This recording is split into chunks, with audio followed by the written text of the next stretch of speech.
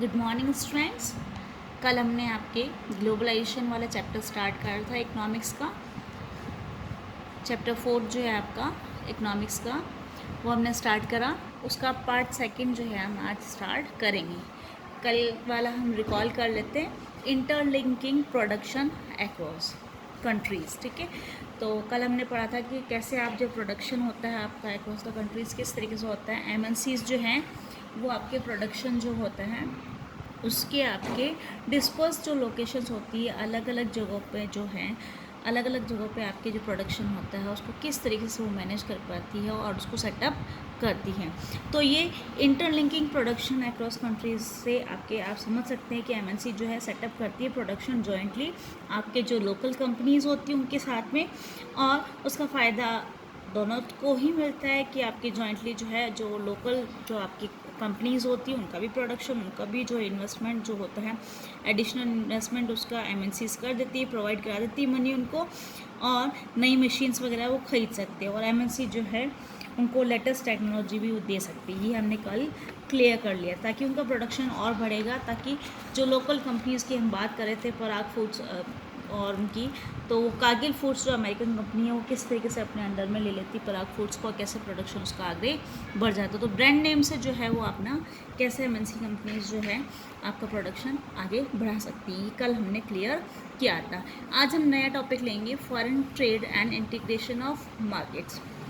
Trade जो है आपको कनेक्ट करती है आपको कंट्रीज़ के साथ में, अलग अलग कंट्रीज़ के साथ। आपने हिस्ट्री में भी पढ़ा होगा कि जिस तरीके से आपकी जो ट्रेड रूट है वो कनेक्ट करता है कंट्रीज़ को। आपने हिस्ट्री में पढ़ा था कि इंडिया को जो South Asia two markets both in the east and west, दोनों ही डायरेक्शंस में आपके जो है एक्सटेंसिव ट्रेड जो है वो इस रूट से जो आपका बढ़ता है। ठीक है, उसके बाद आप देख सकते हैं ट्रेडिंग जो थी उस इंटरेस्ट की वजह से आपके जो है बहुत सारी ट्रेडिंग कंपनीज जो है, जैसे कि आपकी ईस्ट इंडिया कंपनी जो है यहाँ पे ट्रेड करने के लिए, व्यापार करने के लिए आपके यहाँ पे इंडिया में आई।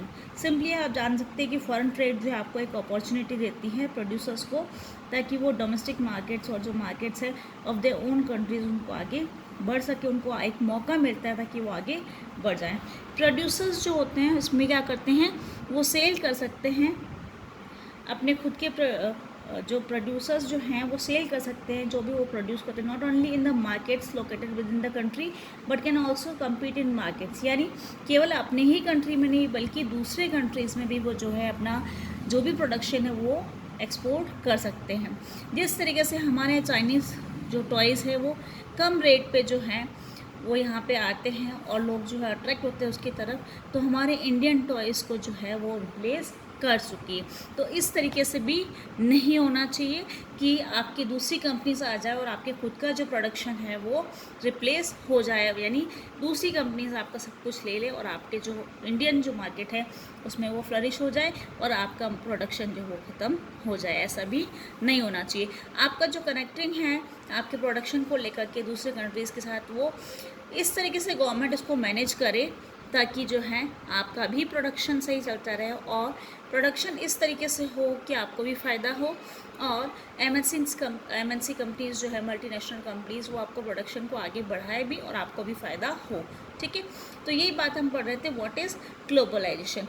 तो ग्लोबलाइजेशन में हमने पढ़ा था कि कैसे ग्रेटर फॉरेन जो इन्वेस्टमेंट होता है, फॉरेन ट्रेड होता है ग्रेटर, और ग्रेटर इंटीग्रेशन होता है, आपस में आप कंट्रीज़ को कनेक्ट करते हैं, एकता बनी रहती है उसमें। ठीक है, तो यूनिटी होती है, रैपिड जो है इंटरकनेक्शन होता है आपका, वही ग्लोबलाइजेशन कहलाता है, जिसमें आपको फॉरेन इन्वेस्टमेंट होता है, फॉरेन ट्रेड होता है और इंटीग्रेशन, ये ग्लोबलाइजेशन में आपके आता है। ये आपको क्लियर हो जाना चाहिए यहाँ तक। ठीक है, तो समझ में आए यहाँ पे कि आपके ग्लोबलाइजेशन जो है जिससे आप एक दूसरे कंट्रीज़ के साथ जो हैं कनेक्ट होते हैं व्यापार के लिए। ठीक है, आप इंटरलिंक होते हैं, एक दूसरे से जुड़ते हैं दूसरे देशों के साथ में, वो आपके ग्लोबलाइजेशन कहलाता है। Movement of people also have effect on globalisation, जब एक कंट्री से आप दूसरे कंट्रीज़ में जाते हैं तो भी आपके ग्लोबलाइजेशन पे जो है ये इफ़ेक्ट पड़ता है। क्या फैक्टर्स होते हैं, factors that have enabled globalisation, क्या क्या फैक्टर्स होते हैं वो जो जिससे आपके जो है ग्लोबलाइजेशन होता है। उसमें सबसे पहले हम पढ़ेंगे टेक्नोलॉजी। ठीक है, इम्प्रूवमेंट इन ट्रांसपोर्टेशन, आपने पहले पढ़ा होगा लोअर कॉस्ट थी जो आपके नहीं थी, और लेस टाइम में आज के ज़माने में हम देखें तो आपके ट्रांसपोर्टेशन को लेकर के अगर हम बात करें, एग्जांपल ले, तो पहले आपका जो ट्रांसपोर्टेशन होता था उसमें आपके बहुत टाइम पीरियड लगता था, लेकिन आजकल हम देखें तो आपके कॉस्ट भी कम लगती है और लेस टाइम में आप पहुंचा देते हैं, यानी by airlines reduce cost of air transport. ठीक है, उससे आपकी जो कॉस्ट भी कम हो जाती है और टाइम भी कंज्यूम नहीं होता है इतना। तो ये बेनिफिट हो जाता है आपके इस नई जो टेक्नोलॉजी आती है ट्रांसपोर्टेशन वगैरह की अगर हम बात करें तो उसकी वजह से। ठीक है, नेक्स्ट आपके आता है information and communication technology use to access information and communicate with remote areas. ये टेक्नोलॉजी जो है आपके इन्फॉर्मेशन और कम्युनिकेशन टेक्नोलॉजी है, जिससे आपने पहले आपको संदेश पहुंचाने के लिए आपको बहुत टाइम पीरियड लगता था, लेकिन आज आप with in a minute internet है आपके पास। ये न्यू टेक्नोलॉजी जो इन्फॉर्मेशन कम्युनिकेशन टेक्नोलॉजी है, जिससे आप जो है अपनी इन्फॉर्मेशन दूसरे लोगों तक पहुंचा सकते हैं। ठीक है, आप शेयर कर सकते हैं विद इन अ मिनट। ठीक है, और सेकंड्स में आप जो हैं उसको शेयर कर सकते हैं और कम्युनिकेट कर सकते हैं रिमोट एरियाज़ में, जहाँ पे ये सब चीज़ें पहले पॉसिबल नहीं थी। नेक्स्ट टॉपिक है आपके liberalisation of foreign trade and foreign investment policy. आपके जो लिबरलाइजेशन को जैसे हम उदारीकरण कहते हैं, इसका मतलब गवर्नमेंट के जो पॉलिसीज़ हैं आपको ट्रेड को या व्यापार को लेकर के, उसमें कुछ उदारता होनी चाहिए, कुछ जो लचीलापन होना चाहिए, किस तरीके से कि इतना बैन नहीं लगाएं, ठीक है, इम्पोज नहीं करें टैक्सेस, फ्रीडम होनी चाहिए ट्रेड में, यानी व्यापार करने के लिए फ्रीडम होनी चाहिए। जैसे आपकी चाइनीज़ टॉयज़ है, उस पर बैन लगा दिया जाए या इम्पोज करे, बहुत सारे टैक्सेस जो हैं उसको जो है रिड्यूस कर दिया अगर इम्पोर्ट उसको, और इंडियन टॉयज़ विल प्रॉस्पर। अगर आपके चाइनीज़ टॉयज़ जो हैं उन पर अगर टैक्सेस लगाए जाएं या रिड्यूस कर जाए उनको इम्पोर्ट को, यानी उनका जो यहाँ पे चाइनीज़ टॉयज़ जो हमारे यहाँ पे आ रहे हैं उनको अगर हम बैन लगा दें, उनको कम कर दें, तो हमारा इंडियन टॉयज़ जो है वो आपके प्रॉस्पर होंगे, उनको जो है अच्छा आगे बढ़ने का मौका मिलेगा। तो इस तरीके से जो है वो नहीं होना चाहिए। गवर्नमेंट के ऊपर डिपेंड करता है कि वो किस तरीके से वो डिसाइड करे कि कितना इंपोर्ट होना चाहिए और कितना एक्सपोर्ट होना चाहिए। तो ये है लिबरलाइजेशन या उदारीकरण की नीति। ठीक है, पहले ऐसा नहीं था। Tax on import is an example of trade barrier. अगर आप टैक्स लगाएंगे इम्पोर्ट पे, अगर आपके यहाँ पे इम्पोर्ट और एक्सपोर्ट दोनों चीज़ें आप लोगों ने पढ़ चुके हैं। इम्पोर्ट जब आप किसी देश से जो सामान आपके यहाँ आ रहा है तो वो इम्पोर्ट कहलाता है। नेक्स्ट है आपके एक्सपोर्ट। तो एक्सपोर्ट जब आप किसी भी सामान को, जो भी आपके यहाँ प्रोडक्शन है, वो दूसरे देशों में बेचते हैं। इंपोर्ट एक्सपोर्ट क्लियर हो गया। ठीक है, आप छोटी क्लासेस से पढ़ के आ रहे हैं, लेकिन फिर भी अगर नहीं कॉन्सेप्ट क्लियर होता है, इसलिए मैं आपको दोबारा से बता रही हूँ कि इंपोर्ट और एक्सपोर्ट आप क्लियर हो गया होगा आपको। ठीक है, कि इंपोर्ट अगर आप यहाँ पे देश में आ रहा है, एक्सपोर्ट अगर आप बाहर बेच रहे हैं। क्लियर, तो ये हो गया इंपोर्ट एक्सपोर्ट। तो हम बात कर रहे थे चाइनीज़ टॉयज़ पे अगर हम बैन लगा देंगे तो आपके इंडिया के तो फ्लरिश हो जाएंगे, प्रॉस्पर हो जाएंगे। ठीक है, तो वो जो टैक्स लगाएंगे अगर आप इंपोर्ट्स पे, is an example of trade barrier. Trade barrier का मतलब जो है बाधा। ठीक है, यानी व्यापार में आपके जो भी बाधाएं हैं, जो भी प्रॉब्लम्स होती हैं, उसको लेकर के हम ट्रेड बैरियर्स उसको बोलते हैं। This is called the barrier because some restrictions has been set up, यानी कुछ आप उस पर रेस्ट्रिक्शंस, पाबंदियाँ लगा रहे हैं, वो ट्रेड बैरियर्स कहलाती हैं। यानी व्यापार की बाधाएं, जो प्रॉब्लम्स हैं, वो कहलाती हैं ट्रेड बैरियर्स। ठीक है, जब भी आप इंपोर्ट होता है उस पर अगर आप टैक्स लगाते हैं, वो आपका एक एग्जांपल है ट्रेड बैरियर का।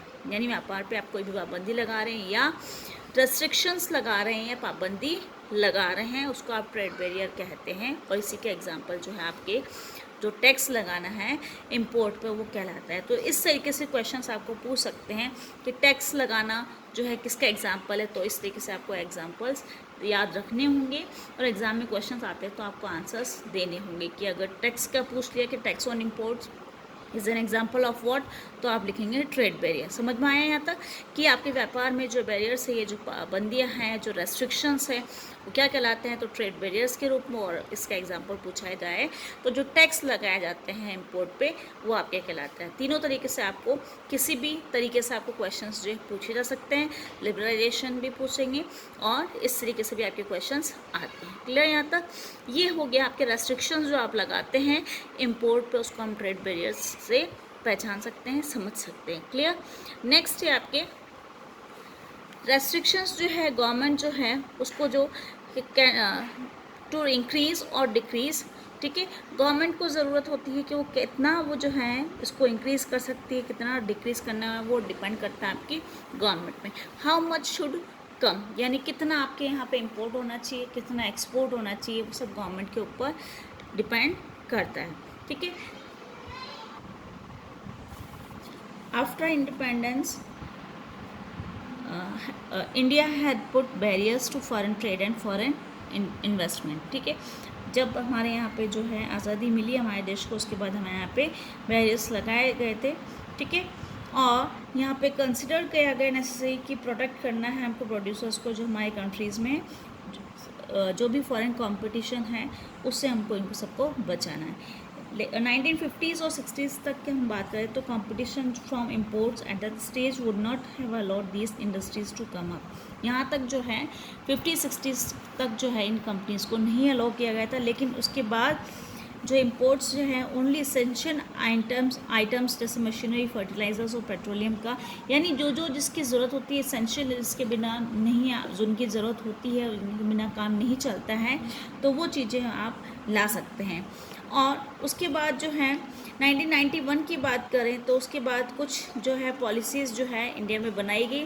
गवर्नमेंट ने डिसाइड करा कि कुछ जो है प्रोड्यूसर्स जो है वो कम्पीट कर सकते हैं प्रोड्यूसर्स के साथ अराउंड द ग्लोब। ठीक है, यानी बात आ गई कि अब जो है ट्रेड बैरियर्स को हटाया जाए, और अब हम जो ग्लोबलाइजेशन की बात कर रहे हैं 1991 के बाद की, अब जो है वो यहाँ पे कर सकते हैं और उसकी क्वालिटी को इम्प्रूव कर सकते हैं।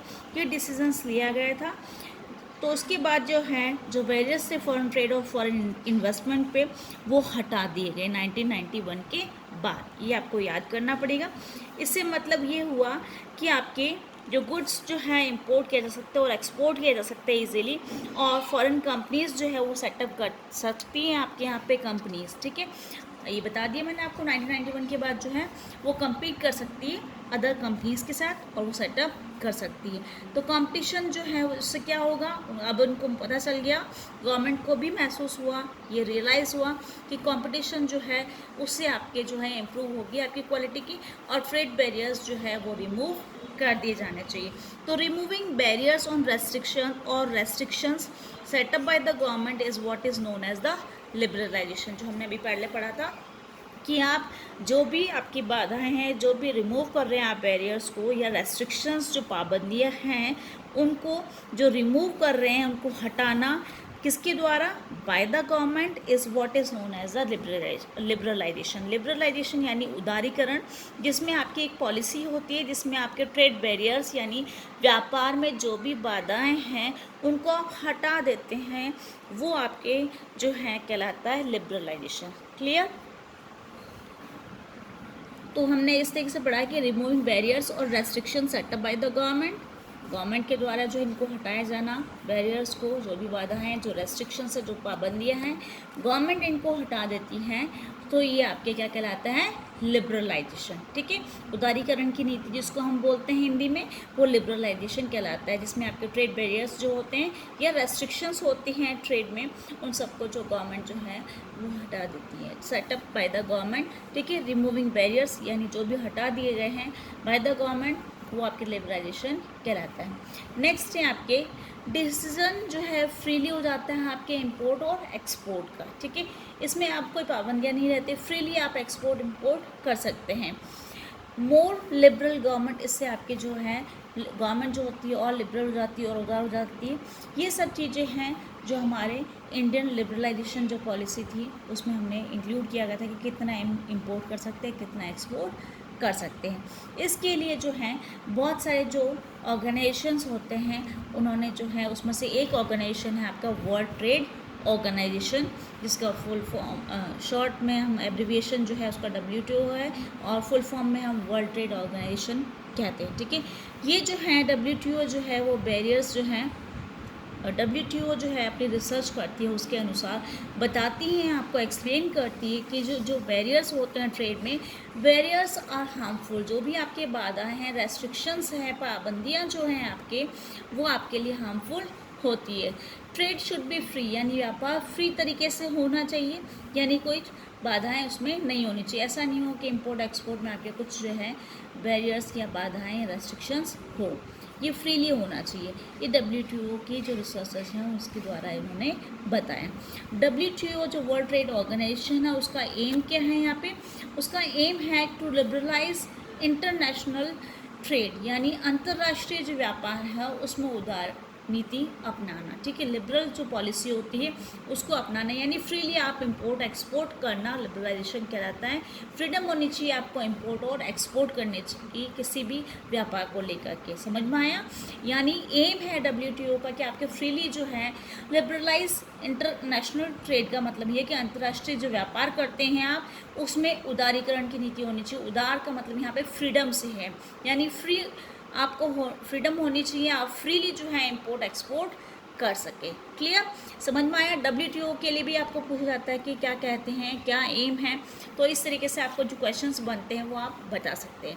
नेक्स्ट है आपके क्वेश्चंस जो बनते हैं, अगर आ जाता है क्वेश्चंस WTO के जो हैं, अगर 2013 की बात करें तो आपके 159 जो आपके मेंबर्स थे, जो आपकी बुक्स, जो पुरानी बुक्स है बच्चों के पास, उसमें 2013 का जो ईयर है उसके अकॉर्डिंग आपको दे रखा है 159 countries were there in WTO, ठीक है। मेंबर्स जो थे वो 2013 तक ओनली 159 थे, लेकिन करंट हम देखें तो nearly 164 countries of the world are currently members of the WTO। अभी हम करंट में पढ़ रहे हैं तो 164 कंट्रीज़ जो है इसके मेंबर्स है WTO के, वर्ल्ड ट्रेड ऑर्गेनाइजेशन के 164 कंट्रीज़ मेंबर्स हैं।